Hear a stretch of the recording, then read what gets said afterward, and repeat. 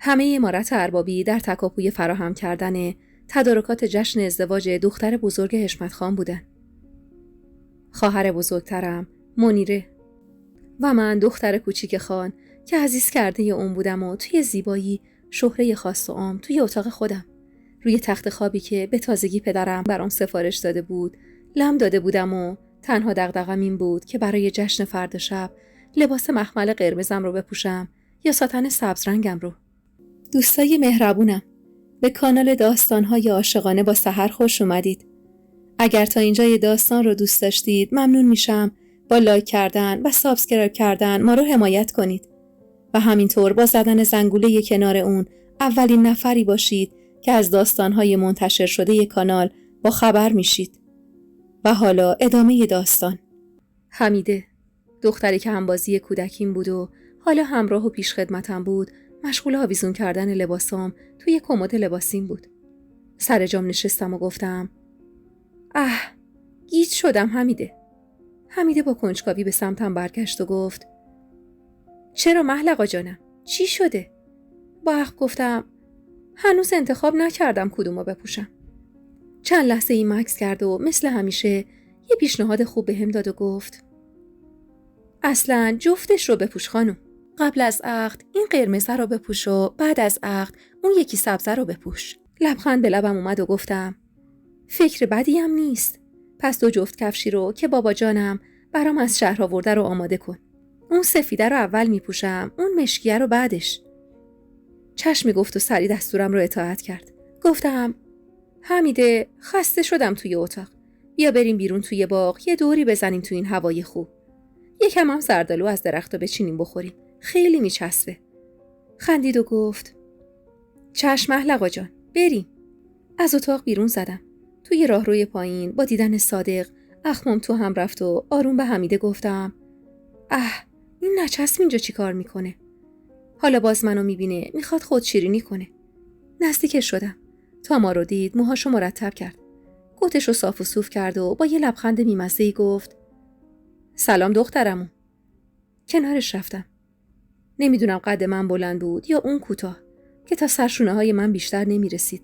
نیم نگاهی کردم و گفتم سلام پسرمو. انگاری خیلی منتظر عروسی آبجی منیره بودی که از یه روز قبل اومدی اینجا.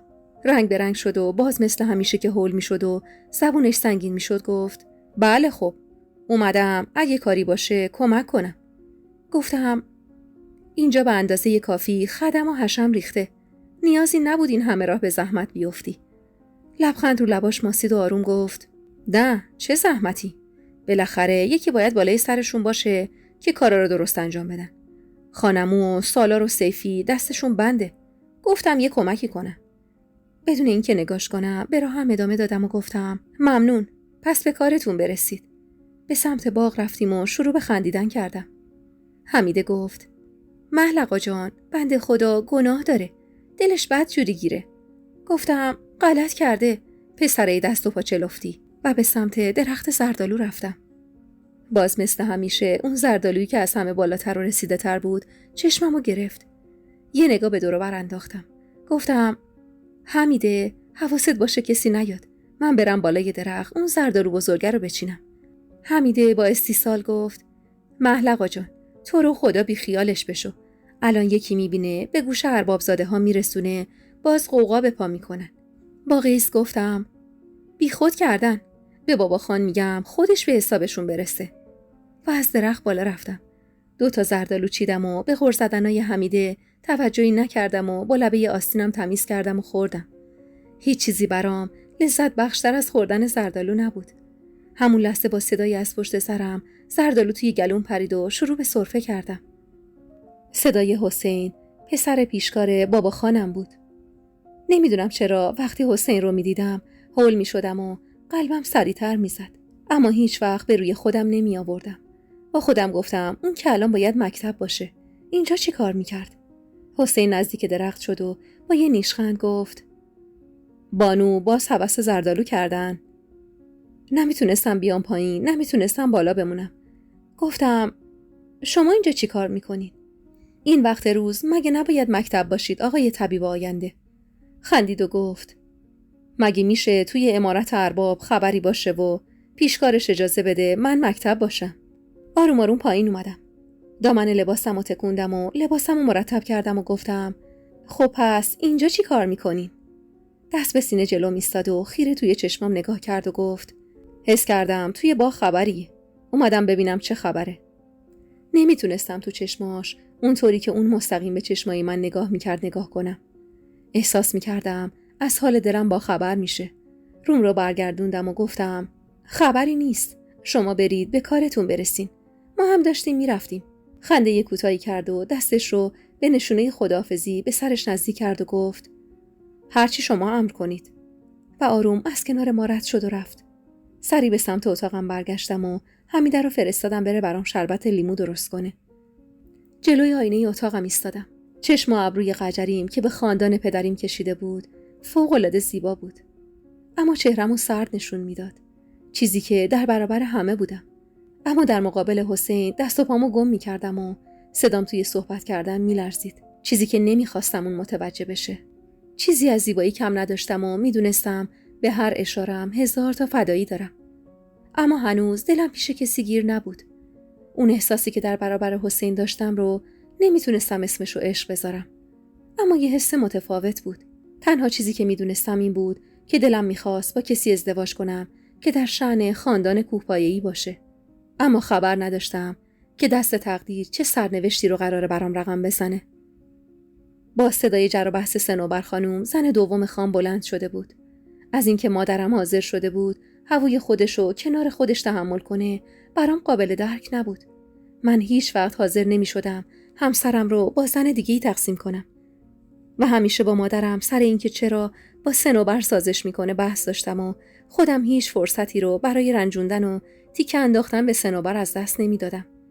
چون همیشه کاری میکرد که مادرم رو ناراحت کنه و اگه فقط یه دلخوری از بابا خان داشتم همین بود و بس. که چرا با آوردن صنوبر به این عمارت زندگی مادرم رو غصه‌دار کرد. سری از اتاق رفتم بیرون ببینم با کی داره جر و بحث میکنه. پله ها رو 2 تا یکی کردم و رفتم طبقه پایین. صنوبر دلش از این که جشن باشکوهی برای خواهرم گرفته بودیم حسابی پر بود. آخه خودش که به تازگی زن خان شده بود تقریبا هم سن و سال خواهرم منیره بود. اما بی سر و صدا به عمارت اومده بود. واسه همین اینجوری میخواست اوقات تلخی راه بندازه. داشت با 2 تا خیاط عمارت که لباس فردا رو براش دوخته بودن جر و بحث میکرد. اونا رو تهدید میکرد که اگه تا شب ایرادای لباسشو نگیرن چنین و چنان میکنه. رفتم نزدیکش و با پوزخندی گفتم صنوبر زیاد هرس نخور. فردا تو هر چی هم که تن کنی واسه کسی اهمیت نداره. آخه زن دوم خانی. زن دوم خان برای کی میتونه مهم باشه؟ با زرچشمی به من نگاه کرد و گفت کسی نگاه کنه یا نکنه مهم خانه که چشمش فقط پی منه و منو میبینه. اونقدر هرسی شده بودم که دلم میخواست از مو بگیرمش. اما همون وقت حمیده با یه لیوان شربت گلاب و آب لیمو اومد و گفت محلقا جان بیا شربت تو آوردم. بخور تا گرم نشده. صنوبر هم با افاده از کنارم رد شد و رفت سمت اتاق خودش. رو به حمیده گفتم دلم میخواد یه روزی جوری پوزش رو به خاک بمالم تا حالش جا بیاد. مادرم و آبجیام بی زبونن. واسه همین دور برداشته. اما من نمیذارم اینجا خودشو خانم عمارت اربابی بدونه و ریاست کنه. حمیده گفت محلقا جان بیا بریم پیش منیر خانوم ببینیم فردا روز عروسیشه شاید کاری داشته باشه. گفتم آخه من چی کار میتونم براش انجام بدم؟ همون 2 تا آبجیم کنارشم بسته. اونا شوهر کردن، تجربه دارن، میدونن این روزا چی کارا باید کرد. بعدشم گفتم حمیده تو برو ببین چه خبره. منم میرم تو حیاط یه چرخی بزنم. رفتم تو حیاط. خودم میدونستم قدم زدم بهونه است. میخواستم دوباره با حسین روبرو بشم. نزدیک باغ کنار استبل صداهای مشکوک و مبهمی شنیدم. کسی اون اطراف نبود. آروم رفتم و از درز کنار در داخل رو دیدم. زیاد توی استبل مشخص نبود. اما صداهای آشنایی به گوشم رسید. درست دقت کردم. این صدای کوروش برادرم بود.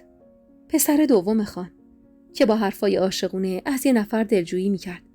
بی‌صبرانه منتظر بودم نفر مقابلش رو ببینم که با شنیدن صدای طلعت یکی از کنیزای مخصوص صنوبر دستمو گذاشتم جلوی دهنم که از تعجب صدای خندم در نیاد. کوروش با اون همه ادعا که همیشه میخواست بقیه رو توی دردسر بندازه و خودش رو تو دل خان جا کنه توی استبل اصرار داشت با یک کنیز رابطه برقرار کنه. و اون دخترم که انگار بار اولش نبود که با کوروش تنهاست به اون گفت خانزاده شما هر روز امروز و فردا میکنی. من میترسم کسی متوجه بشه. کوروش گفت نترس طلعت، هیچی نمیشه. تو یکم دیگه صبر کن، همه چی رو درست میکنم. فقط به هیچ کس حرفی نزن. آروم کنار رفتم تا اونا متوجه من نشن. اما هنوز توی شوک بودم. یعنی کوروش که یه پاش توی شهر بود حالا وابسته این کنیز شده بود. وای به حالش اگه خان بابا میفهمید. منتظر یه موقعیت مناسب شدم که کوروش رو غافلگیر کنم. یه جا خودم رو پنهون کردم تا ببینم کی میاد بیرون. یه رو بعد دیدم آروم اومد بیرون و اطراف رو نگاه کرد. لباسش رو مرتب کرد و رفت سمت عمارت. بعد از اونم طلعت اومد بیرون. مثل کوروش سر حال و شاد نبود. انگار از چیزی ناراحت بود. آروم به سمت مطبخ راه افتاد. خوب که نگاش کردم از من کم سن و سالتر بود. اما کوروش حق داشت. اون دختر زیبایی بود. و اگه این لباسا رو به تن نداشت و به خودش میرسید همه قطعا اونو میپسندیدن. خواستم برم جلو و بهش حرفی بزنم. اما پشیمون شدم. رفتم سمت عمارت. کوروش شاد و شنگول نشسته بود و داشت از هندونه‌ای که جلوش بود میخورد. اما با دیدن من یکم تو هم رفت و گفت کجا بودی؟ نکنه باز مثل میمون رفته بودی بالای درختا؟ گفتم بالای درخت رفتن خیلی بهتر از توی استبل رفتن کوروش خان. هندونه توی گلوش پرید و شروع کرد به سرفه و هول شد. دیگه چیزی نگفت و منم رفتم توی اتاقم. دلم خنک شده بود. دیگه با این حرف فکر نمی کردم جرأت کنه به من گیر بده. اون عصر باز عمارت به تکاپو افتاد و کارای جشن فردا رو تکمیل می کردن. و پشت عمارت رو آماده جشن کرده بودن. اون شب زودتر از همیشه به رخت خوابم رفتم. میخواستم فردا سر حال باشم. صبح با سر و صدای بیرون از خواب بیدار شدم و حمید صبونه رو آورده بود توی اتاق. بعد از خوردن شروع به آماده شدن کردم و اون شب سرنوشت ساز منم بود. چندین بار لباسامو پوشیدم و باز عوض کردم تا بالاخره لباس سبز رنگم رو انتخاب کردم. یه لباس بلند و ساتن که روش با سنگ و مهره کار شده بود. موهامو با کمک حمیده درست کردم و فقط سرمه به چشمم کشیدم. تو آینه خودمو تماشا کردم. حمیده با اسفند دورم میچرخید و میگفت ماشاءالله مثل ستاره میدرخشی محلقا جان. امروز چشم همه مهمونا مثل همیشه رو شماست. لبخندی زدم و گفتم حمیده چقدر بی خودی تعریف میکنی. انگار خاندان قجری و ایل و تبار اربابزاده رو فراموش کردی که چطور به خودشون میرسن و چطور بزک دوزک میکنن. حمیده گفت خب محلقا جان شما نیازی به آرایش نداری. آرایش خدایی روی صورتتون دارید. از پنجره بیرون رو تماشا کردم. کم کم مهمونا وارد عمارت می شدن. همونطور که حد زده بودم خانوما با لباسای رنگارنگ و کار شده و خیلی زیبا یکی یکی وارد عمارت می شدن. آماده شدم و از اتاق بیرون زدم. رفتم به سمت اتاق منیر خواهرم. آرایشگر هنوز مشغول بزک کردنش بود. چهره آروم و مظلوم و رنگ پریده‌اش با اون آرایش جون گرفته بود. منیر از بچگی اکثرا مریض احوال بود و برای همین جثه لاغری داشت. قدش از من کوتاه‌تر بود. با اینکه کم حرف و آروم بود اما من از همه خواهر برادرام بیشتر دوستش داشتم و اگه کسی اونو میرنجون طاقت نمی آوردم. حتما ازش دفاع میکردم. از اینکه قرار بود با پسر کریم خان کلاهدره ازدواج کنه و از پیش ما بره خیلی ناراحت بودم. هرچند خیلی از ما دور نبود اما دیگه توی عمارت ما قرار نبود بمونه. کنارش نشستم و دستشو گرفتم. لبخندی زد و گفت چطور شدم محلقا؟ گونه‌شو بوسیدم و گفتم مثل ماه شدی آبجی. مادرم وارد اتاق شد و با دیدن منیر اشک تو چشماش جمع شد و گفت الهی چشم بد ازت دور باشه دخترم. و شروع کرد به ریختن سکه روی سرش. کنیزایی که توی اتاق بودن با ذوق و شوق سکه ها رو جمع کردن. مادرم رو به من گفت محلقا بیا بریم پایین که همه مهمونا اومدن و حسابی شلوغ شده. خواهرت کارش که تموم شد میاد. درست نیست مهمونا رو تنها بذاریم. اطاعت کردم و از اتاق بیرون زدم. راه رفتن با اون کفشای زیبایی که تازه خریده بودم واقعا برام سخت بود. مادرم یه لحظه ایستاد و گفت تو برو، من میرم مطبخ ببینم شیرینی و شربت ها آماده شدن که بیارم واسه مهمونا یا نه. تا خودم نرم کاری رو درست انجام نمیدن. چشم میگفتم و سری به سمت پشت عمارت که مهمون خونه بود رفتم. اما بدبختانه کفشا کار دستم داد. پام به دنباله لباسم گیر کرد و داشتم زمین میخوردم که دستای مردونه‌ای بازوم رو گرفت. از خجالت داشتم آب می شدم. خدا رو شکر کردم که جلوی چشم بقیه زمین نخوردم. یه نفس عمیق کشیدم و چشمامو که از خجالت و ترس بسته بودم باز کردم. با دیدن یه مرد جوون با 2 چشم میشی مایل به عسلی که به من خیره شده بود، خودم رو جمع جور کردم و گفتم ممنون از کمکتون. اما خودم میتونستم. نیاز نبود منو بگیرید.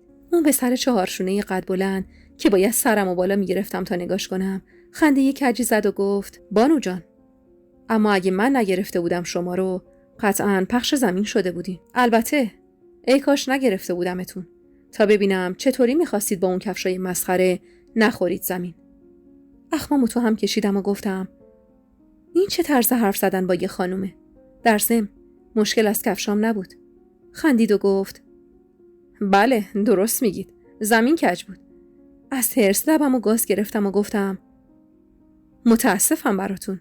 اومدم باز حرفی در جوابش بزنم که کوروش به ما نزدیک شد و گفت به به جهانبخش خان، خوش اومدی. چرا اینجا ایستادید؟ بعدم خیلی خوش رو به من کرد و گفت برو توی زنونه جای اینجا وایستادن. جوابشو ندادم و رفتم سمت مهمون خونه. از دور به اون پسر نگاه کردم.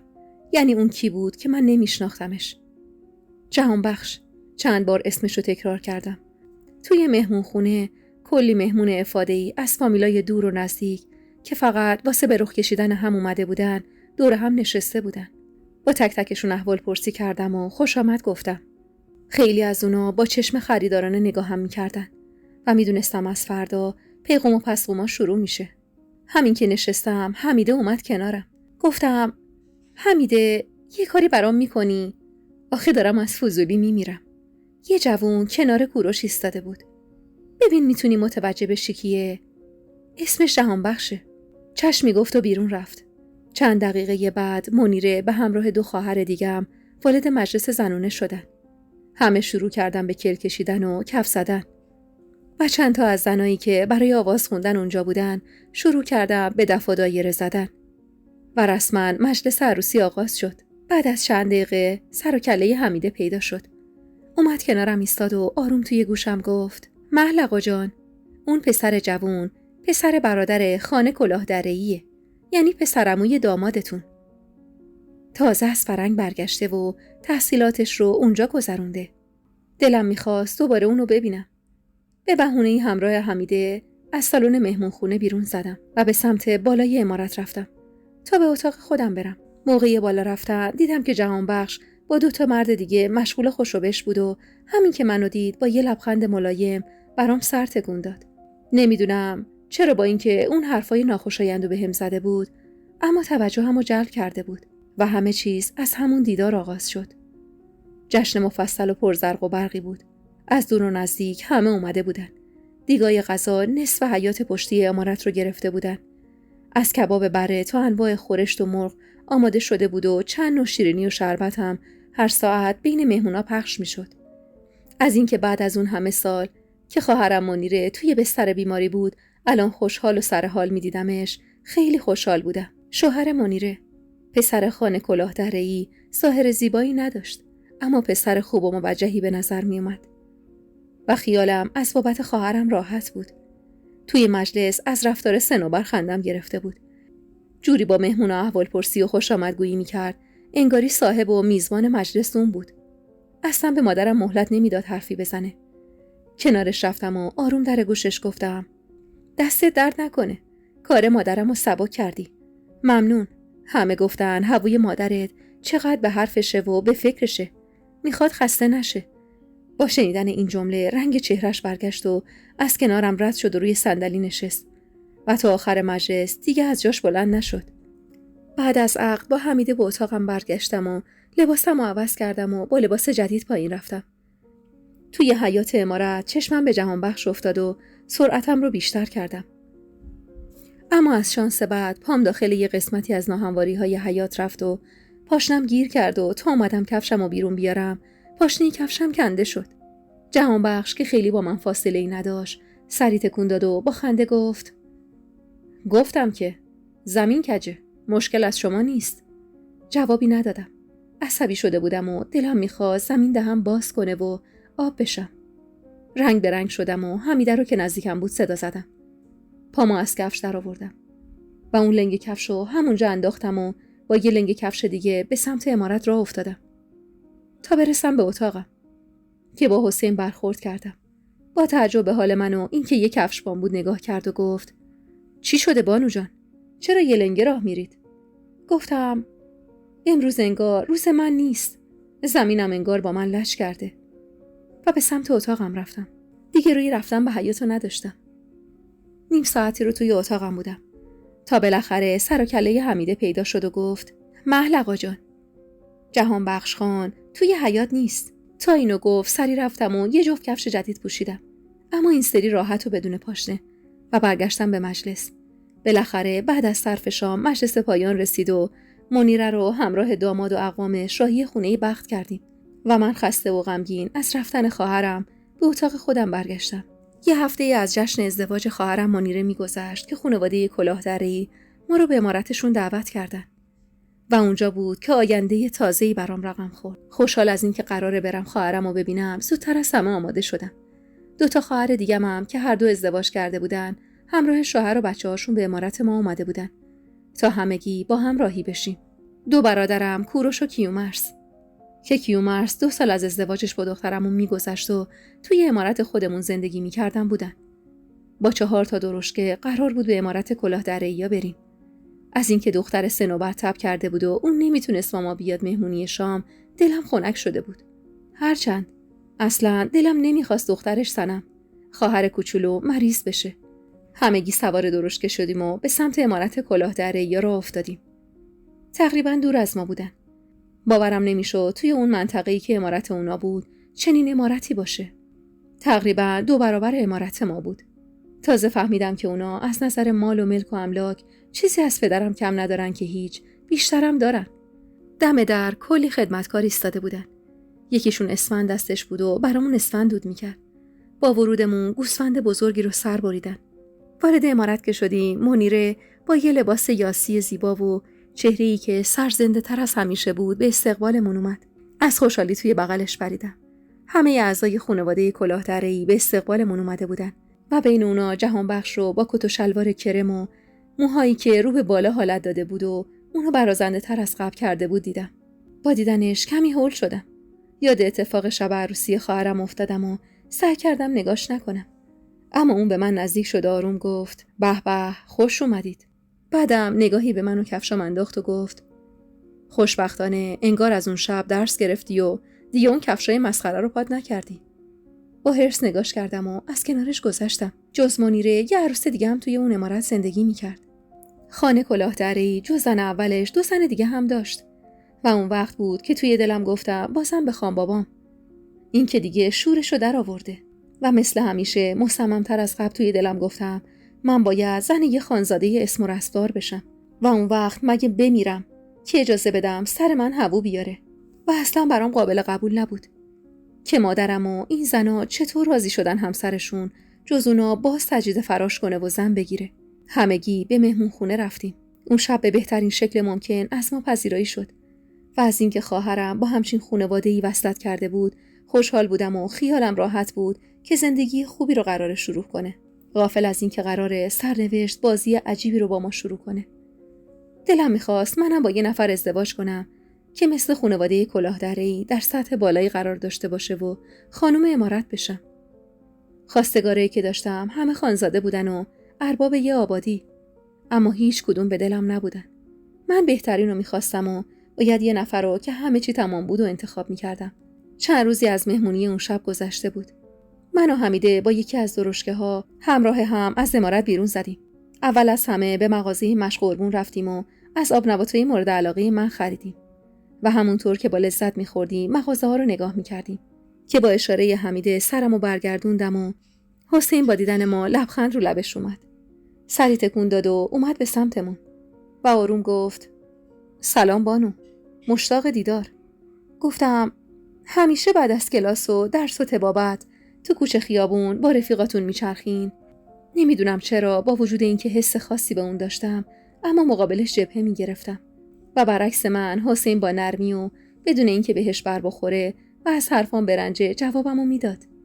حمیده به بهانه خریدن پارچه رفت داخل حجره پارچه فروشی و ما دوتا تنها شدیم. دستامو توی هم قفل کرده بودم و سعی میکردم نگاش نکنم. نزدیکتر شد و گفت همیشه که نه بانو، اما امروز خوش شانس بودم که همراهشون اومدم بازارچه و روی ماه شما رو دیدم. خجالت زده گفتم من عجله دارم، شما هم به گشت و گذارتون برسین. لبخندی زد و با شیطنت گفت چرا صداتون میلرزه بانو؟ نکنه از این که من اینجا بچرخم و چشمم به کسی بیفته ناراحت میشین؟ گفتم نه اصلا اینجوری نبود. در ضمن من که خوشحال میشم اگه یه نفر چشمتون رو بگیره و سر و سامونی بگیرید. لبخندی زد و گفت اونی که من چشممو گرفته و دلمو برده کاش اونقدر با هم ناسازگاری نمی‌کرد و منو میدید. هرچند من خاک پای اونم نیستم و در حد و اندازش نیستم. گفتم بگید کیه، خودم براتون پا پیش میذارم. خنده تلخی کرد و گفت اتفاقاً بانو، شما خوب میشناسیدش. عاشق زردالوه و بالا رفتن از درخت زردالو. رنگ به رنگ شدم و گفتم چی میگی حسین؟ حسین یه لحظه جدی شد و گفت چیزی نمیگم بانو، من کیم که حرفی بزنم. شما به دل نگیر، ببخش اگه خاطرتون رو مکدر کردم. فقط ای کاش امشب برای چند دقیقه میتونست بیاد زیر همون درخت زردالو. با شنیدن حرفاش حالم دگرگون شده بود. دیگه حرفی نزدم و به سمت حمیده رفتم. قلبم تون تون میزد و گرمم شده بود. نمیتونستم یه جا بند شم. بعد از این همه سال این اولین باری بود که حسین شهامت پیدا کرده بود و به هم ابراز علاقه میکرد. گفتم حمیده برگردیم امارت، یه وقت دیگه برای خرید میایم. حمیده پرسید چی شد معلق آجا؟ حسین حرفی زد که اینطور به هم ریختی. گفتم بریم امارت بهت میگم. وقتی رسیدیم همه چی رو برای حمیده تعریف کردم. حمیده گفت معلق آجا میخوای سر وعده‌ای که گذاشته بری؟ نمیدونستم، خودمم دو دل بودم، اما خیلی دلم میخواست حرفای این پسر آروم و سر به زیر و کم حرف رو بشنوم. جواب دادم نمیدونم حمیده، اما کنجکاو شدم ببینم چی کارم داره. حمیده خندید و چشمکی زد و گفت یعنی نمیدونی چی میخواد بگه؟ باشه محلقا جان، من که میدونم تا نری آروم نمیگیری، پس برو ببین چی میگه. منم پایین باغ نگهبانی میدم که کسی اون سمتا نیاد. غروب شده بود و دلشوره همه جونمو گرفته بود. لباس عوض کردم و به بهانه قدم زدم با حمیده به سمت پایین عمارت که به باغ زردالو ختم میشد راه افتادیم. حمیده همون ابتدای باغ مشغول چیدن بابونه شد و من به پایین باغ سمت درختی که چند روز پیش از اون بالا رفته بودم راه افتادم. کنار درخت که رسیدم از حسین خبری نبود. منتظر ایستادم و توی دلم به خودم فحش دادم که چرا سر وعده اومدم. که با صدای حسین به عقب برگشتم. حسین به سمتم اومد و گفت منتظر من بودید بانو، چه سعادتی. چه سعادتی که محلقا بانو رو در انتظار خودت ببینی. حرصم گرفته بود و گفتم زود حرفتون رو بزنید، باید برگردم. نزدیکتر شد و گلی که توی دستش بود رو سمتم گرفت و گفت تقدیم به بانو. نمیدونم چرا بدون فکر کردن گرفتمش. به من خیره شده بود و نگاه هم میکرد. منم بهش خیره شدم. نمیتونستم چشم ازش بردارم. توی عمق چشاش یه حس عجیبی بود. بی مقدمه به هم گفت محلقا بانو، میدونستید جوری قلب منو محاصره کردید که نه راه پس دارم و نه راه پیش. میدونم دارم غلط اضافی میکنم. میدونم گنده تر از دهنم حرف میزنم. اما این دل زبون نفهم حالیش نمیشه. اگه میبینی مکتب رفتم و شدم دست راست طبیب آبادی فقط و فقط برای اینه که به چشم شما بیام. اگه شما منو قابل بدونید برای به دست آوردنتون دنیا رو زیر و رو میکنم. مطمئن باشید کاری میکنم که خان راضی بشه. فقط شما بگید دلتون با منه یا نه. زبونم بند اومده بود. از استرس دستام میلرزید. نمیدونستم چی بگم. هم تو دلم قنداب شده بود، هم دلهره داشتم. زیر لب گفتم من باید برم. تا چند روز دیگه جوابمو بهتون میرسونم. و به سمت عمارت دویدم. حمیده با چهره رنگ پریده من ترسید و گفت چی شده محلقا جان؟ چرا این شکلی شدی؟ سری راه اتاقمو پیش گرفتم و نزدیک عمارت با کوروش برخورد کردیم. اون از سمت استاب می اومد. تا منو دید گفت چه خبرته؟ کجا بودی که اینجور با عجله داری میای؟ یکم اینور و اونور رو نگاه کردم و چشمم افتاد به طلعت که داشت میرفت به سمت اتاقای گوشه عمارت که مخصوص خدمتکارا بود. با طعنه گفتم هر جا که بودم مثل بعضیا هر ساعت اطراف استبل نمیچرخم. کوروش از حرفم جا خورد، اما زود خودش رو جمع جور کرد و ادامه داد: من مردم، هر ساعتی و هر جا دلم بخواد میرم. فضولیش به تو نیومده. گفتم: بله کوروش خان، میدونم. اما ببینیم اگه خان بابا بفهمه که با خدمتکارای امارت وعده میذاری بازم همینو میگی. اومد سمتم. همون لحظه حمید دستمو کشید و به کوروش گفت: شما ببخشید خانزاده. محلقا جان، بریم توی اتاق. درست نیست اینجا جلوی چشم خدمتکارای امارت با هم بحث کنید. کوروش که مشخص بود خون از چشماش میباره، دست مش شدش رو به اون دستش زد و از کنارمون رد شد. رفتیم تو اتاق. حمیده گفت: محلقا جان، بگو ببینم چی شد؟ حسین چی گفت؟ گفتم: چی میخواست بگه؟ دیوونه به هم ابراز علاقه کرد. نمیدونه خان اگه بشنوه سالم نمیذارتش. خندید و گفت: چرا محلقا جان؟ حسین پسر موجه و قابل احترامیه. اگه دقت کرده باشی خان هم قبولش داره. گفتم: آره، اما نه به عنوان داماد. که گفت: از کجا میدونی محلقا جان؟ تازه به نظر من که تنها کسی که فقط به خاطر وجود خودت بدون چشم داشت به منافعش از بچگی بهت توجه و علاقه داشته و داره فقط حسین بوده. اخمام رفت توی هم و گفتم: چرا اینقدر سنگش رو به سینه میزنی حمیده؟ نزدیکم نشست و با لبخند شیطنت‌آمیزی جواب داد: اعتراف کن محلقا جان، تو هم بهش علاقه داری، درست نمیگم؟ چیزی نگفتم، چون نمیتونستم به نزدیکترین فرد زندگیم که از جزئی ترین کارامم با خبر بود دروغ بگم. حمیده گفت: حالا تو چی جوابشو دادی؟ گفتم: هیچی. بهش گفتم بهت خبر میدم. خندید و گفت: دیدی گفتم اگه غیر از این بود که همون لحظه ردش کرده بودی. مطمئن باش اونم از علاقه تو با خبره. برای همین به خودش جسارت داد و اینو باها در میون گذاشت.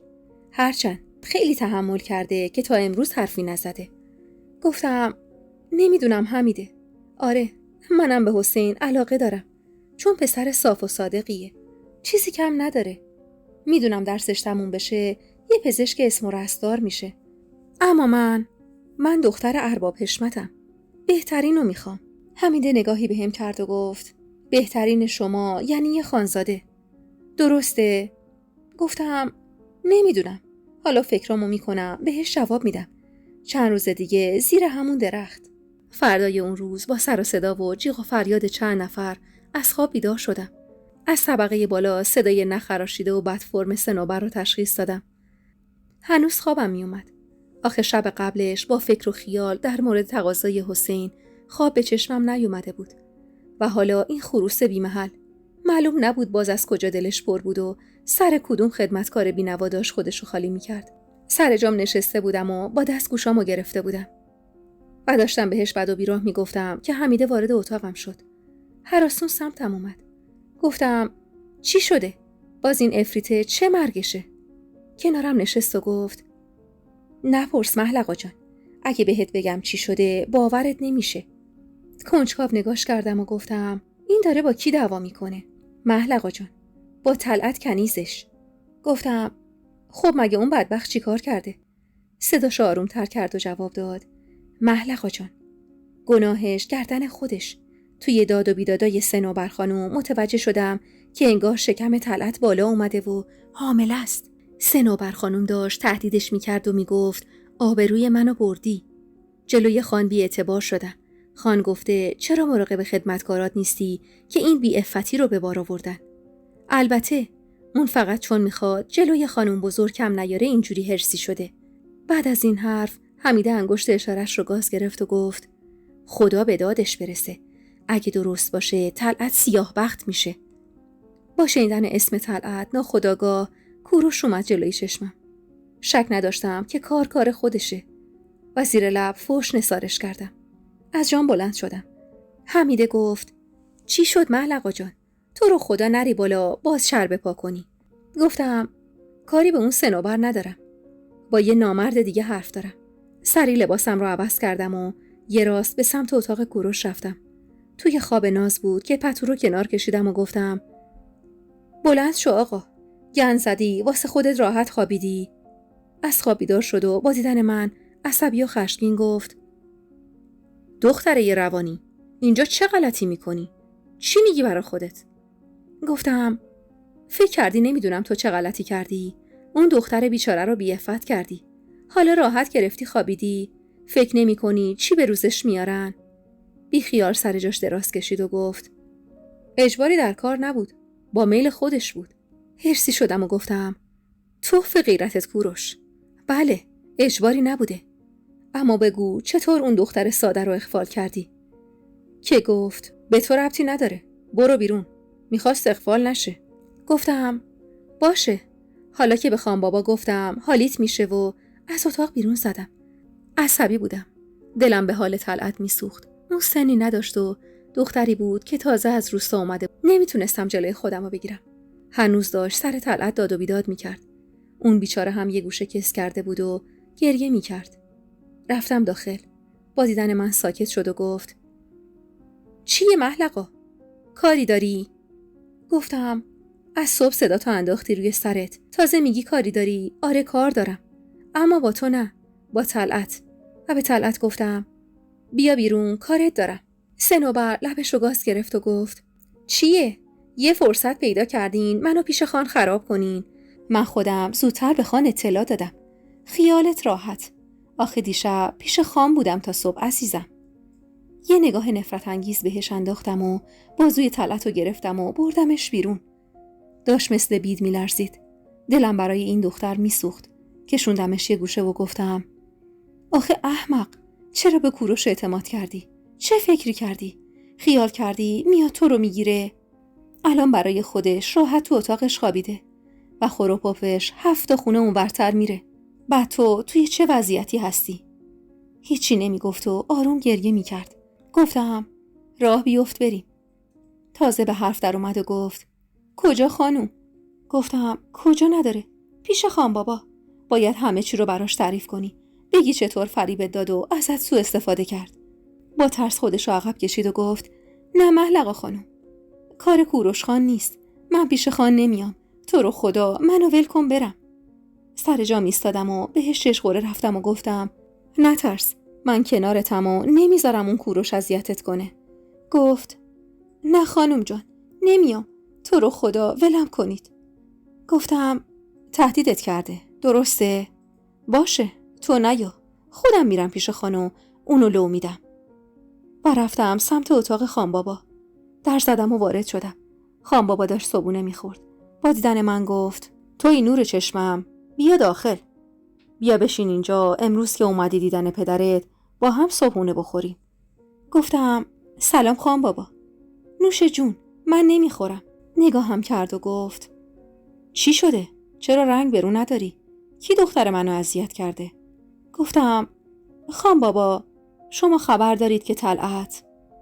چایش رو سر کشید و گفت اون خدمتکار امروز به عقد بهرام در میاد. گفتم کدوم بهرام؟ بابا خان یه لقمه چرب و حسابی از نیمرویی که جلوش بود گرفت و توی دهنش گذاشت و گفت بهرام شیرین عقلو میگم که کنار دست هیدر چوپونه.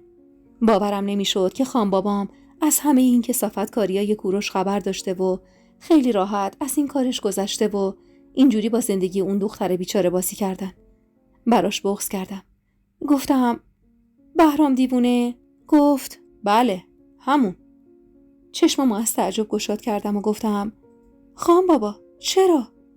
اونو کوروش. خان بابا با تشر گفت ساکت شو محلقا، نبینم جای اسم خانزاده رو بیاری و اعتبارمون رو خدشه‌دار کنی. اون یه جوونی کرده. اون خدمتکار اگه عاقل بود خودشو زیر دست و پای کوروش نمینداخت.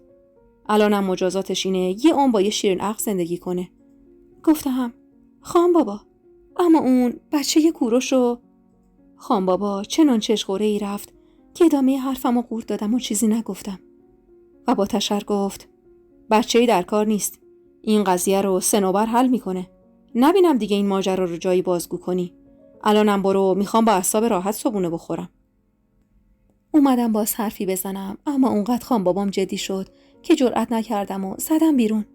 دلم برای اون دختر بیچاره میسوخت که به خاطر هوس کوروش به این سرنوشت دچار شده بود. طاقت نیاوردم و رفتم تو اتاقش. تا منو دید نیشخندی زد و گفت هان چی شد؟ رفتی پیش خان بابا؟ دم تو چید؟ آره. نزدیکش رفتم و گفتم تو چه آدم پستی هستی؟ یعنی حاضری دختری که بچه تو توی شکمشه رو به امان خدا ول کنی و بذاری بدنش به اون بهرام دیوونه؟ سر جاش نشست و گفت دوستای مهربونم، به کانال داستان‌های عاشقانه با سحر خوش اومدید. اگر تا اینجای داستان رو دوست داشتید ممنون میشم با لایک کردن و سابسکرایب کردن ما رو حمایت کنید و همینطور با زدن زنگوله کنار اون اولین نفری باشید که از داستان‌های منتشر شده کانال با خبر میشید. و حالا ادامه داستان. خدا رو شکر، پس میخوان شوهرش بدن. من فکر کردم قراره بدتر از اون سرش بیاد. مگه بد شد؟ حالا یه شوهرم از صدق سر من گیرش اومد. دلم میخواد زیر مشت و لگد بگیرمش. با عصبانیت گفتم تو حیوونی. خاک بر سرت کنن که بویی از انسانیت نبردی. اخماش توی هم رفت و گفت گم شو از اتاق من بیرون. دیگه هم توی کاری که بهت مربوط نیست دخالت نکن. گفتم آدم ناحسابی، تکلیف اون بچه چی میشه پس؟ البته همون بهتر که بهرام پدرش بشه، نه یکی مثل تو. از جاش بلند شد و سمتم اومد و گفت خفه شو. اولا که از کجا معلوم بچه منه؟ بعدشم اون بچه به دنیا نمیاد. نمیدونستم چه جوابی بهش بدم. خیلی پستی. اون طلعت هم خیلی احمق بود که به یه نفر مثل تو رو داد. از اتاقش بیرون زدم. از عصبانیت گر گرفته بودم. برگشتم توی اتاق خودم. حالم از این که هر کسی قدرتی داشت اونقدر راحت به دیگری ظلم می‌کرد به هم می‌خورد. حمیده با سینی صبونه داخل اومد و گفت محل آقا جان پایین برای صبونه نیومدی. گفتم بیارم بالا. گفتم میل ندارم. حمیده اعصابم خیلی خورده. کنارم نشست و با خنده گفت هرس نخور عزیزم. یه چیزی بخور بعد بریم تو باغ قدم بزنیم. چند روزی از اون ماجرا گذشت و قرار بود که طلعتو به عقد بهرام در بیارن. که یه شب با سر و صدایی بیدار شدم و متوجه شدم طلعت با بچه‌ای تو شکمش از عمارت فرار کرده. همه اهل عمارت به خصوص خان و کوروش عصبانی بودن و من توی دلم میخندیدم و طلعتو تحسین میکردم. طلعت با بچه‌ای توی شکمش از عمارت فرار کرده بود و خان بابام در به در دنبالش میگشت. فقط به خاطر اینکه اون بچه بیچاره رو از بین ببره. اما خوشبختانه طلعت انگار آب شده بود و رفته بود تو زمین و دستشون بهش نرسید.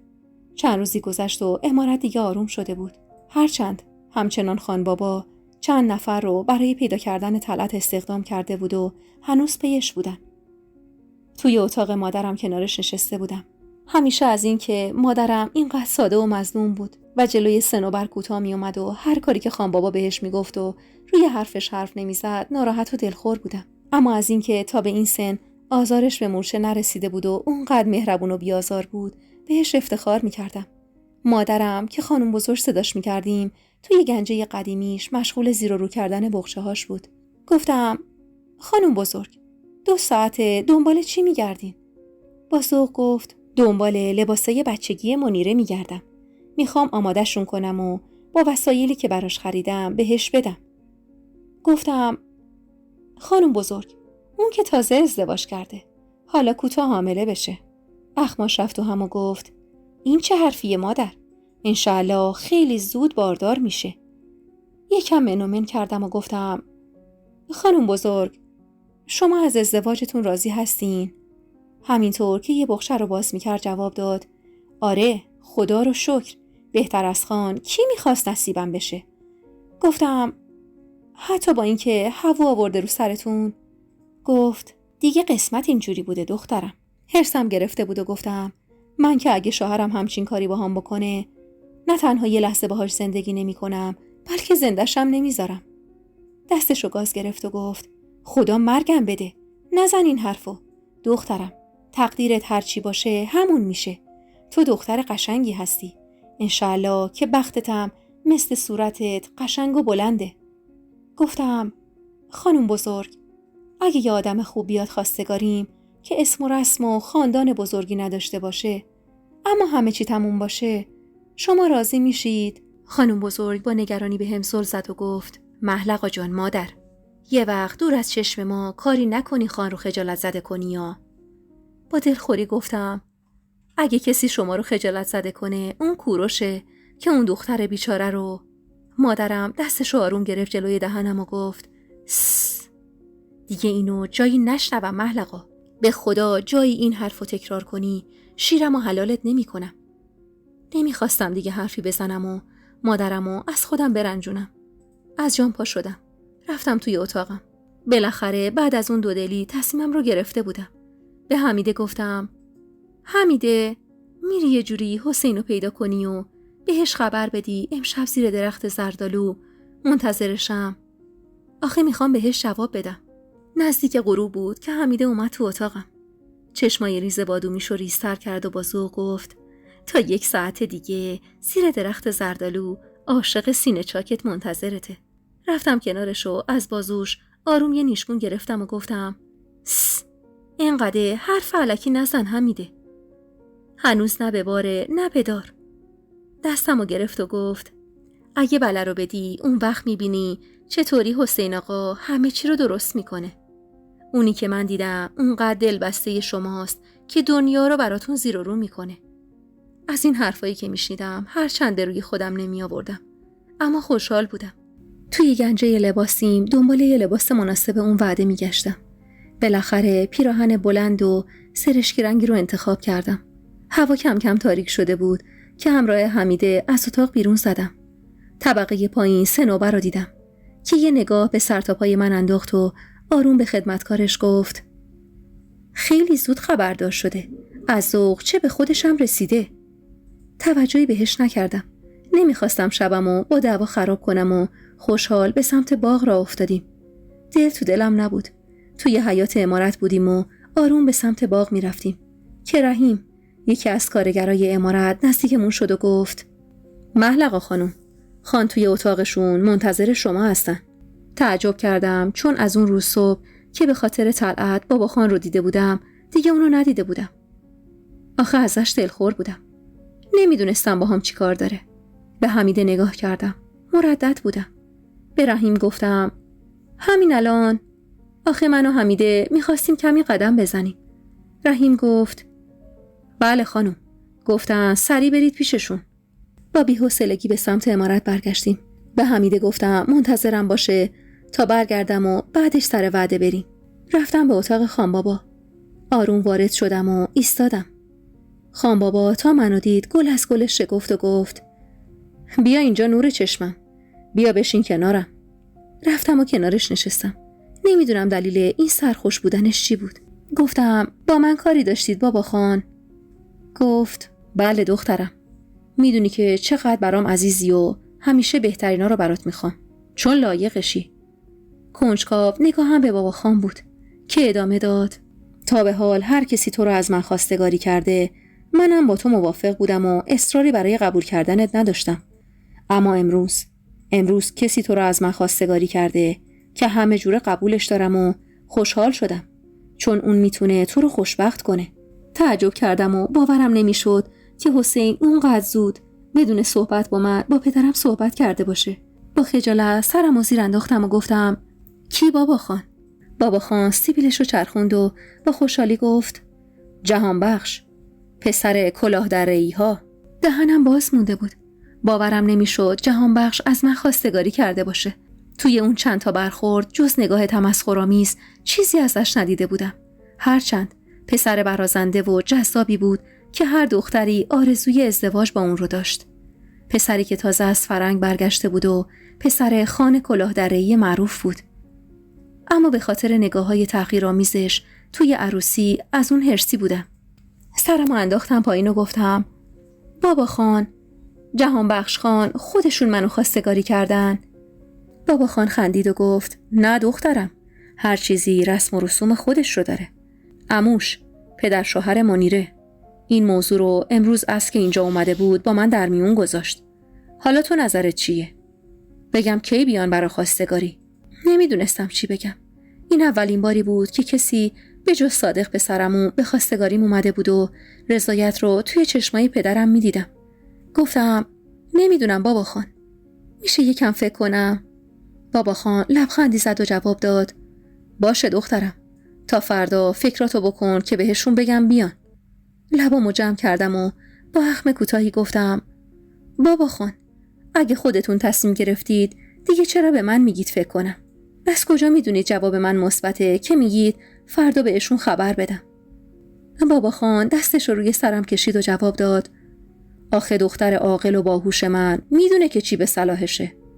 دیگه چیزی نگفتم و با اجازه بابا خان از اتاق خارج شدم. هنوز تو شوک بودم. چرا درست زمانی که میخواستم به حسین جواب بدم این پیشنهاد رو باید میشنیدم. با قیافه آویزون و در هم رفتم توی اتاقم. حمیده نگران از جاش بلند شد و گفت چی شده مهل آقا جان؟ خان چه کاری باهات داشت؟ نشستم روی تخت. دستم و زیر شونم گذاشتم و به نقطه نامعلومی خیره شدم و آروم گفتم خواستگار برام اومده. حمیده کنارم نشست و با هیجان گفت حسین آقا قبل از اینکه جواب ازت بگیره رفته پیش خان؟ برگشتم سمتش و دماغ گفتم نه حمیده. ادامه داد خب مهل آقا جان، مگه بار اول خواستگار برات اومده؟ فوقش میگی نه؟ بلند شو بریم که اون بنده خدا هم تا الان حتما زیر پاش علف سبز شده. گفتم حمیده آروم بگیر یه لحظه تا ببینم باید چی کار کنم. حمیده که متوجه حال من شده بود آروم گفت خانم داری منو میترسونی، میگی چی شده یا نه؟ گفتم میدونی کی اومده خواستگاریم؟ جهانبخش کلاه دره‌ای. حمیده مات مونده بود. بسیر لب گفت خب الان میخوای چه جوابی بدی؟ حسین چی میشه؟ مستحصل گفتم نمیدونم حمیده. گفت اما مهل آقا جان من میدونم که تو دلت پیش حسینه. گفتم آخه همه چی که به دل نیست. من همیشه میخواستم بانوی عمارتی بشم و همسر خان و خانزاده‌ای. با جهانبخش همه رویاهام برآورده میشه. حمیده سکوت کرد و دیگه جوابی نداد. میدونستم از این دلیلم برای ازدواج خوشش نمیومد. ببین حمیده قرار نیست من آینده و همه رویاهامو زیر پا بذارم فقط برای اینکه از حسین خوشم میاد. جهانبخش خانزاده است. میدونی عمارت پدریش چقدر بزرگه؟ 2 برابر عمارت پدر شوهر منیره است. میدونی زمینای 7 آبادی مال پدرشه؟ تا اونجایی هم که من خبر دارم برادر بزرگترش زیاد ارتباطش با پدرشون خوب نیست و به حرفش نیست. برای همین جهانبخش عزیز کرده و جانشین پدرش محسوب میشه. یعنی من بانوی اون عمارت میشم. میدونی که مادرشونم فوت کرده. یعنی همه کاره اون عمارت میشم. حمیده با بیمیلی جواب داد بله مهل آقا جان انشاءالله. گفتم حمیده تو که اوضاع مادرمو میبینی. اون 2 خواهرامم که زن پسر عمه و پسر داییم شدن. حالا نمیگم شوهراشون خوب نیستن، اما خب اونی که پدرم آرزو داره هم نشدن. من باید از این فرصت استفاده کنم. دختر حشمت کوهپایه‌ای باید بانوی اول یه عمارت بزرگ بشه و اون وقت به همه نشون میدم که چطوری نمیذارم مثل مادرم و خیلی از خانهای دور و اطرافمون هیچ زن دیگه‌ای به عنوان زن خان پاشو اونجا بذاره. حمیده با بی‌حوصلگی گفت خب پس میخواین به حسین جواب رد بدین؟ آره حمیده، حسین پسر خوبیه، اما من لیاقتم بیشتر از اونه. حسین هیچ وقت نمیتونه صاحب عمارت یا آبادی بشه، اما میدونم طبیب خوبی میشه. انشاءالله موفق باشه. من که هنوز قولی بهش نداده بودم، پس هیچ مشکلی نیست. حمیده با لبخندی دستمو گرفت و گفت اونو که شک ندارم مهل آقا جان. گفتم پس دیگه مشکلی نیست. فردا باید دوباره پیداش کنی و بگی بیا سر وعده. میخوام بهش بگم منتظر من نمونه. شب که شد 1000 تا فکر و خیال تو سرم بود و حرفایی که قرار بود به حسین بگم رو با خودم میگفتم. صبح بعد از بیدار شدن منتظر حمیده بودم که به هم ساعت وعده‌ای که گذاشته رو بگه. نزدیکای ظهر حمیده اومد پیشم و گفت امروز عصر همون وقت دیروز حسین آقا منتظرته. اون روز برعکس دیروز، بدون اینکه به خودم برسم و لباسمو عوض کنم رفتم سمت باغ. حمیده دم باغ کشیک میداد و از حرفایی که میخواستم بزنم غمگین بودم. حسین زیر درخت زردالو نشسته بود و با دیدن من از جاش بلند شد و خوشحال سمتم اومد. انگار شک نداشت که قراره جواب مثبت از من بشنوه. نزدیک شد و گفت سلام بانو، مشتاق دیدارتون بودم. نمیتونستم تو چشماش نگاه کنم. گفتم حسین، زیاد وقت ندارم اینجا بمونم. نگاه خیره اونو روی خودم حس میکردم. توی سکوت منتظر جوابم بود. آروم گفتم اومدم بگم منتظر من نمون. به فکر زندگیت باش. حسین مات و مبهوت نگاهم میکرد. احساس میکردم حرفی رو که بهش زدم متوجه نشده. گفتم فهمیدی چی گفتم؟ میگم ما به درد هم نمیخوریم. خودت هم دلیلش رو میدونی. پس دیگه نیازی به توضیحش نیست. حسین که تازه به خودش اومده بود به درخت تکیه داد و یه لبخند تلخی به من زد که تا اعماق قلبمو سوزوند.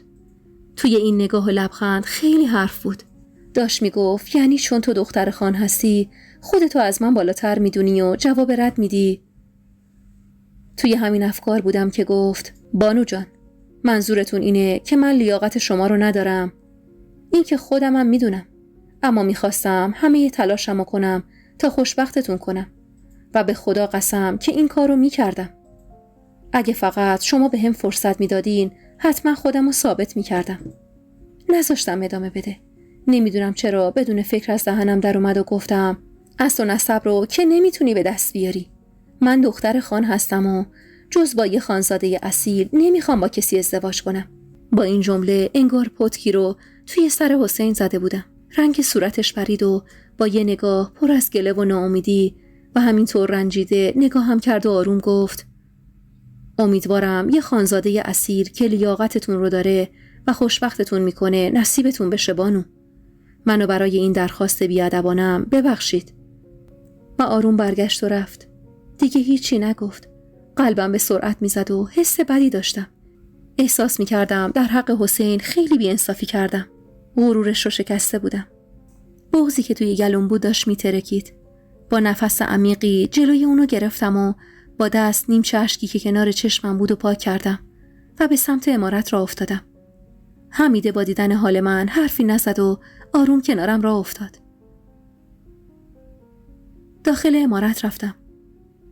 خودم رو رسوندم به اتاقم. اونجا بود که بغضم ترکید و توی رخت خوابم سرم و زیر متکا کردم و شروع کردم به های های گریه کردن. دلم برای حسین میسوخت. احساس کردم بدجوری تحقیرش کردم. شب برای شام خان خواسته بود همه با هم شام بخوریم. کیومرث برادر بزرگم. اونم با زن و پسرش اومده بودن. سنوبرم بود. فهمیدم که خان میخواد مسئله خاصی رو در میون بذاره. واسه همین میخواست که همه حضور داشته باشن. کنار مادرم نشستم. بابا خان قبل از اینکه غذا رو شروع کنیم شروع به صحبت کرد و گفت همه شما رو اینجا جمع کردم و میخوام موضوعی رو باهاتون در میون بذارم. یه خبر خوش براتون دارم. خان کلاهدره‌ای برادر پدر شوهر منیره چند روز پیش محلقا رو برای پسرش خواستگاری کرده. کوروش با خوشحالی گفت خان بابا، اگه اشتباه نکنم توی دم و دستگاه شاه هم آمد و شد داره. پدرم با افتخار به من نگاهی انداخت و گفت بله همینطوره. همه از شنیدن این موضوع خوشحال بودن به جز سنوبر که از حسادت داشت میترکید. قرار شد آخر ماه برای خواستگاری خانواده کلاهدره‌ای به عمارت ما بیان. خیلی مضطرب بودم و هیجان داشتم. باز 2 خیاط مخصوص عمارت رو صدا زدم و با چند رنگ پارچه‌ای که جلوی اونها گذاشتم خواستم تا آخر ماه چند دست لباس برام آماده کنن. مادرم بیشتر از همه خوشحال بود و بعد از مدت‌ها خنده رو روی لباش می‌دیدم. چون توی این چند روز خبر باردار شدن منیره رو هم به ما داده بودن و مادرم خوشحالیش الان 2 برابر شده بود. سنوبر توی این مدت زیاد از اتاقش بیرون نمیزد و سنم دخترش رو هم کنار خودش زندانی کرده بود و نمیذاشت که زیاد با ما رو در رو بشه. از این رفتارهای بچگانه و کینه‌توزانش و حسادت‌های بی‌موردش دیگه واقعاً خندم میگرفت و اینکه دیگه برام اهمیتی نداشت، چون قرار بود به زودی به عمارت کلاهدره‌ای‌ها نقل مکان کنم و عروس اون عمارت رویایی بشم. توی ذهنم مدام جهان بخش رو تصور می‌کردم. اون پسر قد بلند گندمگون با چشم و ابروی عسلی و موهای خرمایی که فوق‌العاده خوش لباس و جذاب بود. از اینکه قرار بود با یه جوون تحصیل کرده و همه چی تموم ازدواج کنم خیلی به خودم میبالیدم. شب خواستگاری فرا رسید. خان بابا هیچ چیزی کم نذاشت و با ترتیب دادن یه شام مفصل و کلی میوه و تنقلات سنگ تموم گذاشت. به جز خانواده کلاهدره‌ای، بابا خان عمو و پسرعموهام رو هم دعوت کرده بود. قیافه صادق توی مجلس دیدنی بود. اون همیشه فکر می‌کرد همسر آینده منه. اما اون شب بغض کرده و پکر کنار پدرش نشسته بود. بالاخره آفتاب غروب کرده بود که مهمونا وارد عمارت شدن. اونم با اتومبیل‌هایی که اون زمان توی شهر ما فقط تعداد کمی از اشرافزاده‌ها داشتن. با دیدنشون بیشتر از قبل برای این وصلت به خودم و انتخاب شایسته‌ای که داشتم افتخار کردم. اون شب خانواده کلاهدره‌ای از پدر جهانبخش گرفته تا عموی اون که پدر شوهر منیر خواهرم بود و همینطور 2 همسرش و برادر بزرگ جهانبخش که 10 سالی از اون بزرگتر بود و توی نگاه اول شباهت زیادی بهش داشت، به همراه همسر و 2 بچه‌هاش همگی برای خواستگاری من اومده بودن. خواهرم منیره و شوهرش هم بودن. برام جالب بود که خانه کلاهدره‌ای بزرگ برعکس برادرش که چند تا زن داشت بعد از فوت همسرش ازدواج نکرده بود. با احترام به اونا خوش آمد گفتیم. و من که لباس بلند و چینداری به رنگ قرمز بر تن و چارقدی به رنگ سفید بر سر داشتم، توی جمع حاضر شدم تا سلام و خوش آمدگویی بگم که همون لحظه اول نگاه خریدارانه و پر از علاقه جهانبخش رو روی خودم احساس کردم و این تازه شروع ماجرای ازدواج من بود. توی مجلس همه راضی بودن و پدر جهانبخش شروع به صحبت کرد و طبق رسم و رسوم منو از پدرم برای پسر جهانبخش خواستگاری کرد. من توی مجلس نبودم و پشت پرده مجلس رو تماشا می کردم. جهانبخش مثل شاهزاده های توی قصه شده بود. خوشتیپ و خوش لباس، با اون قد و قامت بلند و اون چهره جذاب خیلی خیره کننده شده بود. من عاشق جهانبخش نبودم، اما اون شب یه حس عجیبی نسبت بهش داشتم. یه کشش خاصی نسبت به اون در خودم احساس می کردم. همه چی به خوبی پیش می رفت و زمان تعیین مهریه رسید. پدرم برای مهریه من املاک و اراضی یکی از آبادی‌های معروف کلاهدره‌ای رو در نظر گرفته بود. میدونستم اون آبادی یکی از بزرگترین و حاصلخیزترین املاک اونا بود و تمام اون اراضی باغای گردو بود و خیلی از محصولات دیگه. بعد از اینکه پدرم اون آبادی رو پیشنهاد داد، پدر جهانبخش یه لحظه مکث کرد و جهانبخش سر به زیر بود. اما همون لحظه ارسلان برادر بزرگش سر بلند کرد و گفت: حشمت خان، با احترامی که برای شما قائلم، اما باید خدمتتون عرض کنم اون قسمت از املاک ما جزء میراث خانوادگی ماست و فقط باید بین اولاد خان تقسیم بشه. نمیتونیم اونو به عنوان مهریه یا شیربها در نظر بگیریم. ما آبادی نور رو برای مهریه دخترتون در نظر گرفتیم. همونطور که میدونید اون از املاک خوب کلاهدره به حساب میاد. از این حاضر جوابی و پررویی ارسلان خوشم نیومد و با نگاهی نگران به پدرم خیره بودم. احساس کردم داره عصبانیتش رو کنترل میکنه. خانه کلاهدره‌ای لبخندی زد و گفت: حشمت خان، اگه موافق هستید که بگید عروس خانم تشریف بیارن و دهنمون رو شیرین کنیم. پدرم با جدیت گفت: دختر من همین الانشم 2 آبادی به خودش تعلق داره. اگه اون آبادی رو برای مهریه اعلام کردم، چون ارزش و اعتبار دختر من بیشتر از این حرفاست و قراره جزئی از خانواده شما بشه. همون لحظه کیومرث به میون اومد و دست پدرم رو آروم فشرد و با لبخند گفت: بله، پدرم درست میگن. محلقا به اندازه کافی پشتوانه داره. حالا خیلی هم فرقی نداره. همون آبادی نور خوبه. و در گوش پدرم آروم چیزی گفت و اونم رو به مادرم گفت: خانم، بگید محلقا جان رو صدا بزنن تا با سینی شیرینی از مهمونا پذیرایی کنه.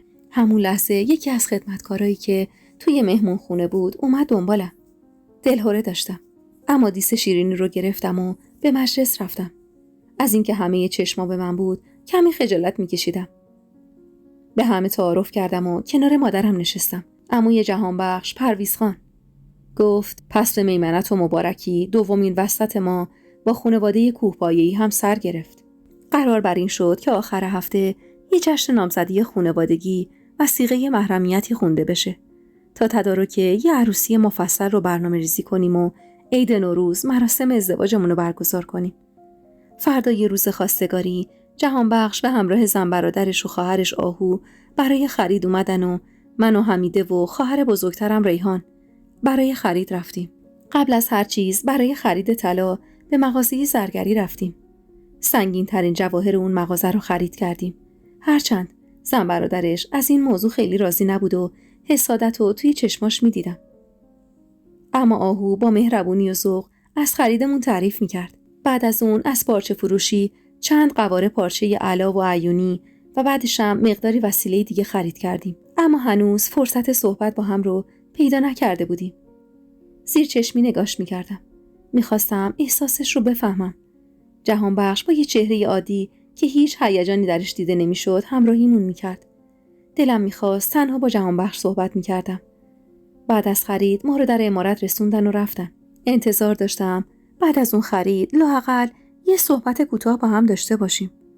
اما جهانبخش بعد از رسوندن ما همراه آهو و عروسشون رفت. نمیدونم چرا دلم گرفته بود. احساس میکردم جهانبخش هیچ حسی به من نداره و به پیشنهاد خانواده‌اش به این ازدواج رضایت داده. با قیافه‌ای پکر وارد عمارت شدم. حمیده که همه رفتارم و زیر نظر داشت گفت: محلقا جان، از چی ناراحتی؟ 4 قدمو در آوردم و روی صندلی نشستم و گفتم: حمیده، چرا جهانبخش ذوق و شوقی نداشت؟ توی این چند ساعت هیچ تلاشی نکرد که چند لحظه با هم تنها بشیم و 2 کلمه صحبت کنیم. حمیده یه لیوان شربت برام ریخت و دستم داد. بعدم با لبخند کمرنگی جواب داد: برای همین غم برک زدی؟ این اولین دیدارتون بود بعد از خواستگاری. تازه تنها هم نبودین. چطور انتظار داشتین بتونه شما رو تنها گیر بیاره و باهاتون صحبت کنه؟ حالا وقت زیاده عزیزم. بذار بعد از نامزدی وقتی از بس به هر بهونه‌ای اومد دیدنت، اون وقت ببینم چی میگی. دیگه حرفی نزدم و ناخودآگاه یاد حسین افتادم. با خودم گفتم اگه اون به جای جهانبخش بود چه رفتاری داشت و چقدر هیجان زده بود. سعی کردم این افکار رو از ذهنم دور کنم. برای روز نامزدی مضطرب بودم. میخواستم بهتر از همیشه به نظر بیام. لباسی که برای نامزدی آماده کرده بودم طلایی رنگ بود، با کلی ملیل دوزی روی اون که زیباییش رو چندین و چند برابر کرده بود. موهای بلند و مشکیم رو هم آرایشگر به شکل قشنگی درست کرد و با آرایش ملایمی که داشتم به قول حمیده حسابی جذاب و دلربا شده بودم. غروب اون روز خاندان کلاهدره‌ای با طبقهایی که روی سر خدمتکارا بود وارد عمارت شدن. اونقدر ورودشون با شکوه بود که همه انگشت به دهن مونده بودن. مجلس نامزدی ما آغاز شد و همه چی به نحو احسن برگزار شد و همونطوری که پیش بینی می‌کردم همه اقوام با دیدن جهانبخش و خانواده اصل و نسبدارش از حسادت داشتن میترکیدن. ساز و دهل به پا بود و با انواع میوه و شیرینی از مهمونا پذیرایی میشد. جهانبخش با کت و شلوار خاکستری و کراوات قرمز بسیار خوشتیپ و برازنده شده بود. زمان دادن هدیه داماد رسید. همه با دیدن اون جواهر زیبا و سنگینی که جهانبخش به من هدیه داد مات و مبهوت مونده بودن و من توی دلم احساس شعف و غرور می‌کردم. میون مجلس یهو نگاهم به صنوبر افتاد که گوشه‌ای نشسته بود و فقط خودشو تون تون باد میزد و معلوم بود که داره از حسادت میترکه. توجهی نکردم. وسطای مهمونی بود که عاقد اومد و صیغه محرمیتی بین ما خونده شد و حمیده پشت سرم شروع به کل کشیدن کرد. همه کل میکشیدن و دست میزدن. جهانبخش نگاهش رو مستقیم به چشمای من انداخت و نمیدونم چرا دلم از این نگاه لرزید. آروم کنار گوشم گفت: از همیشه زیباتر شدی پرنسس من. لبخندی از ذوق زدم. جهانبخش ادامه داد و گفت: البته باید قول بدی هر چند وقت یه بار یه دونه از اون کفش پاشنه بلندا بپوشی و راه بری تا منم یکم بخندم. از اینکه بلافاصله بعد از اون جمله عاشقانه اینطور حرفی رو زده بود هرسم گرفت و لبخند روی لبم ماسید و تو دلم گفتم تلافی این حرف تو به وقتش در میارم. تو هنوز منو نشناختی جهانبخش خان. جهانبخش بلند شد و نگاه منو که دید گفت: میدونم دلت برام تنگ میشه، اما باید برم تو مجلس مردونه. لبخندی زدم و گفتم: امان از دست شما جهانبخش خان. چقدر پررو بود. جوری رفتار میکرد انگار من شیفته اونم.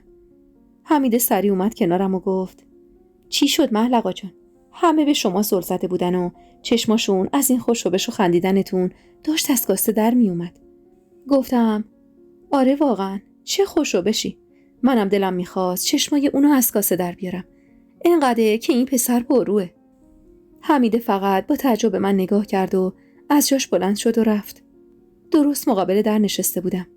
لایه در باز بود و میتونستم بیرونو ببینم.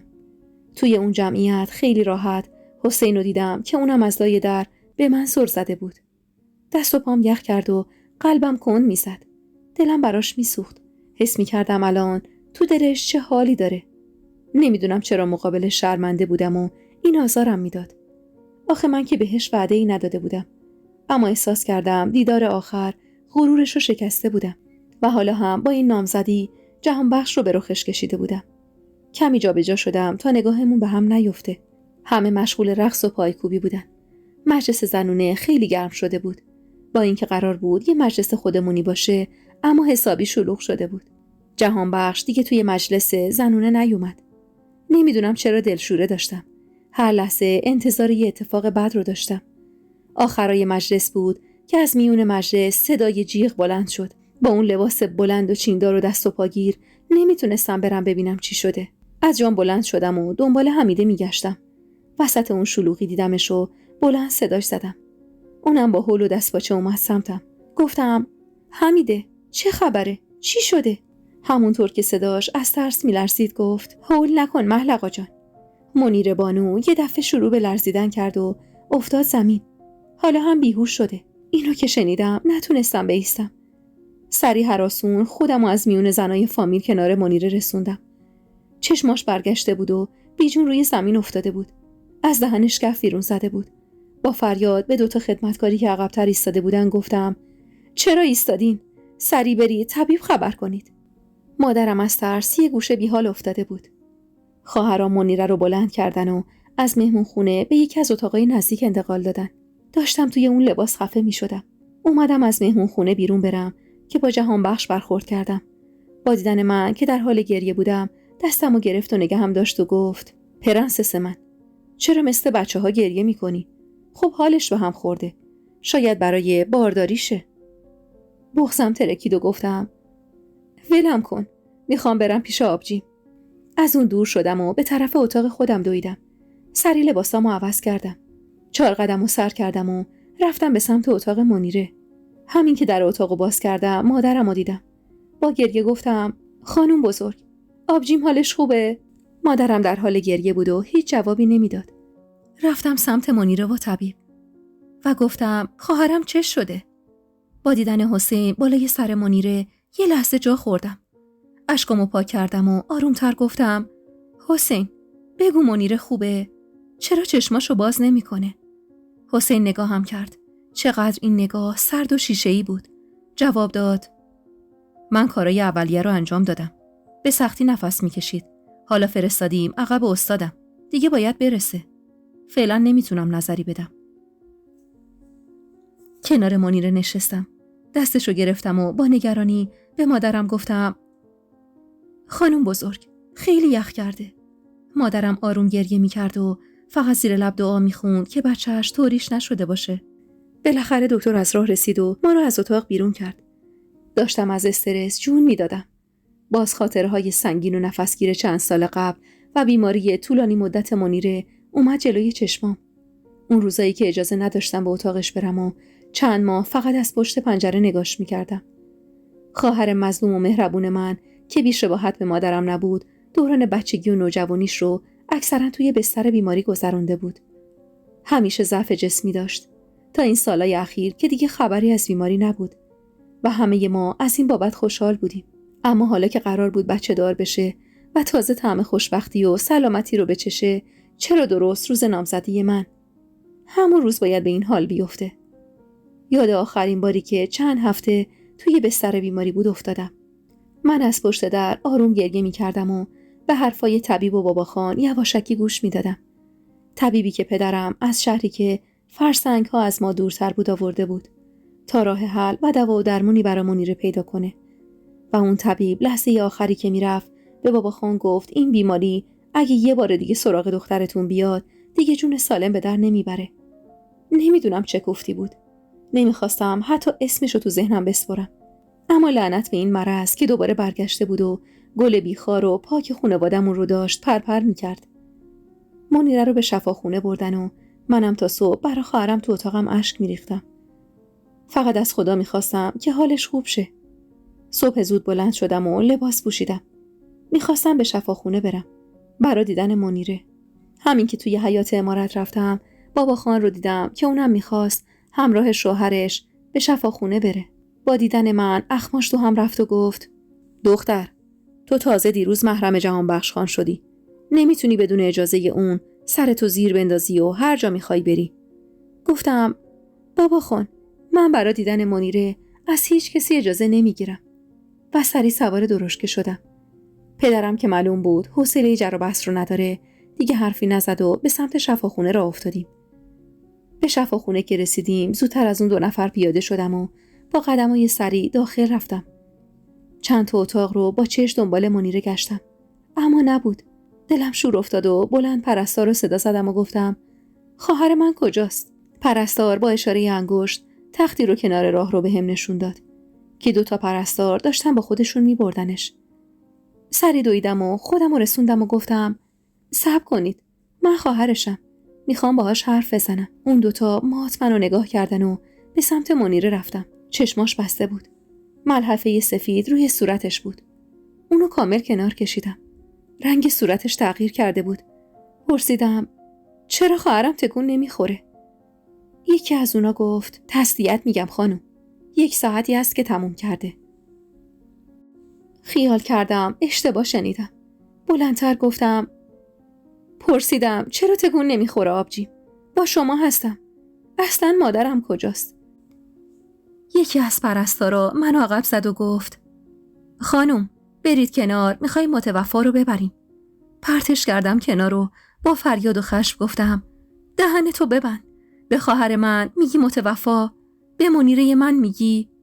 و سفت اونو تو بغل گرفتم و گفتم: آبجی جونم، تو رو خدا، جون خان بابا، چشماتو باز کن. من گریه میکردم و محکم منیره رو تو آغوش گرفته بودم. هر کاری میکردن نمیتونستن منو ازش جدا کنن. منیره مثل مادر دومم میموند، همونطور دلسوز، همونطور فداکار و همونقدر مهربون و دوست داشتنی. داشتم با گریه التماس میکردم که منیره چشمای معصومش رو باز کنه، که دستایی مردونه و قوی بازوهامو گرفت تا منو ازش جدا کنه. خواستم مقاومت کنم که صدای آشنایی آروم زیر گوشم گفت: محلقا بانو، اینجوری هم خودت هم روح منیره رو آزار میدی. اون آروم و بی‌درد از این دنیا رفت. این کارو نکن. اونو رها کن لطفاً. نمیدونم چی توی اون صدا بود که دستام شل شد و از منیره جدا شدم. برگشتم و حسین رو که با کمک اون بلند شده بودم و نگاه کردم و گفتم: یعنی دیگه آبجیم نیست؟ یعنی اون واسه همیشه رفته حسین؟ حسین با نگاهش میخواست بهم قوت قلب و تسلا بده. آروم گفت: بانو، خواست خدا و تقدیرشون بوده. ما همه تلاشمونو کردیم. تو چشماش یه نیرو و عشقی میدیدم که آرومم میکرد. اما تو یه لحظه باز چشماش سرد و شیشه‌ای شد و ازم فاصله گرفت. دنبال مادرم میگشتم. توی اتاق مقابلم روی تختی بیهوش افتاده بود. فهمیدم طاقت نیورده و از حال رفته. دویدم کنارش. بعد از چند لحظه چشماشو آروم باز کرد. بغلش کردم و گفتم: خانم بزرگ، دیدی منیره رفت؟ و زار زار توی آغوشش گریه کردم. بابا خان هر چقدر اصرار کرد همسر منیره راضی نشد مراسم رو توی عمارت ما بگیریم. میگفت بچه من توی شکمش بوده و یه کلاهدره‌ای از دنیا رفته و باید توی عمارت ما به بهترین شکل ممکن مراسمی در خور بگیریم تا زحمات این مدت یا اگر حقی به گردنم داره ادا کنم. قرار شد تا یه هفته تو مراسم اونا حضور داشته باشیم و بعد از اون برای همه اقوام دور و نزدیک خودمون توی عمارتمون مراسم عزاداری برگزار کنیم. بعد از خاکسپاری منیره همه برگشتیم به عمارت کلاهدره‌ای‌ها. توی مجلس نشسته بودیم و منم سرم توی لاک خودم بود. کنار حمیده نشسته بودم و دیگه چشمم اشکی نداشت. به گوشه خیره شده بودم که توی پشپش چند تا زن از اقوام کلاهدره‌ای که یکی از اونا همسر برادر جهانبخش بود چیزی رو شنیدم که حالمو بدتر کرد. اعصابم بیشتر از قبل به هم ریخت. باورم نمیشد که چی دارم میشنوم. بیشتر دقت کردم، اما درست شنیده بودم. زن ارسلان خان میگفت: زن اینقدر شوم و بدقدم کجا دیدین؟ توی نامزدیش خواهرش رو به کشتن داد. دختر صحیح و سالم رفت خونه آقاش جشن نامزدی آبجیش. اون وقت فرداش روی تخت مرده شورخونه بود. من که به ارسلان خان گفتم هنوز هیچی نشده. بیاید این وسط رو به هم بزنید. فکر این که یه همچین آدم نحسی بخواد بیاد توی عمارت و با ما زندگی کنه مو بر تنم سیخ میکنه. زنی که کنارش نشسته بود با تایید حرفش ادامه داد: آره والا، چشمش زندگی خواهرش رو گرفته، میخوای تو رو نگیره؟ والا منم بودم اگه شاه پریون بود و گنج قارون هم جهازش بود بازم برای پسرم نمیگرفتمش. به خود جهانبخش خانم گفتی؟ دلبر جواب داد: نه هنوز فرصت نشده، اما میدونم اگه بگم روی حرف من حرفی نمیزنه. دیگه طاقت نیاوردم. مثل یه گرگ زخمی از جا پا شدم و به سمتش هجوم آوردم و گفتم: چطور جرأت میکنی در مورد من؟ اونم کنار گوشم اینقدر حرف مفت بزنی؟ تو به گور جد و آبادت خندیدی که اصلا اسم خواهر منو به زبونت میاری و واسه این مصیبت آسمون ریسمون میبافی. دلبر با جیغ در حالی که مثل گچ سفید شده بود با اون هیکل توپلش روی زمین افتاده بود و فریاد میزد: این وحشی رو از من جدا کنید. همه جونمو مثل گربه چنگ انداخته. ریحان خواهرم و حمیده به زور منو از اون زن جدا کردن. اونقدر از مرگ منیره خشمگین و عصبانی بودم که منتظر اینجور موقعیتی بودم که این حسمو روی کسی خالی کنم و این نصیب دلبر شد و کتک مفصلی از من نوش جان کرد. دیگه اونجا نموندم. به مادرم گفتم: خانم بزرگ، من برمیگردم عمارت خودمون. دیگه هم اینجا نمیام. 3 همسر پدر شوهر منیره از جاشون بلند شدن و دور منو گرفتن. توی اون شرایط یه لحظه به این فکر کردم که چطور این 3 هوو اینقدر میتونن با هم خوب و همراه باشن. هووی بزرگتر گفت: محلقا جان عزیزم، به دلبر توجهی نکن. این زن عادت داره، نه که دخترزاست، اینجوریه. همش هرس میخوره و به این و اون نیش میزنه. هنوز حرف هووی اول تموم نشده بود که دومی گفت: تو اینجا توی عمارت ما و مهمون مایی، چه کار به این زن داری؟ آرومتر شده بودم و گفتم: خیلی ممنون، اما اگه اینجا بمونم یه کاری دستش میدم. همون بهتر که برگردم عمارت خودمون. ممنونم. و همراه حمیده به طرف درشکه راه افتادم. اما با صدای جهانبخش سر جام ایستادم. به سمتم اومد و گفت: محلقا بانو، چه زود از مراسم میخواید برید؟ اخمام تو هم بود و یه نیم نگاهی بهش انداختم و گفتم: ظاهراً برای خاندان کلاه دره‌ای بد قدمم. همون بهتر که این حوالی نباشم. یه وقت نحسی من شما رو نگیره. جهانبخش هرچی اصرار کرد نتونست جلومو بگیره. و من برگشتم به عمارت خودمون. اون روزا برای از دست دادن منیره به اندازه کافی دلم خون بود و با اون حرفای دلبر حالم بدتر شده بود.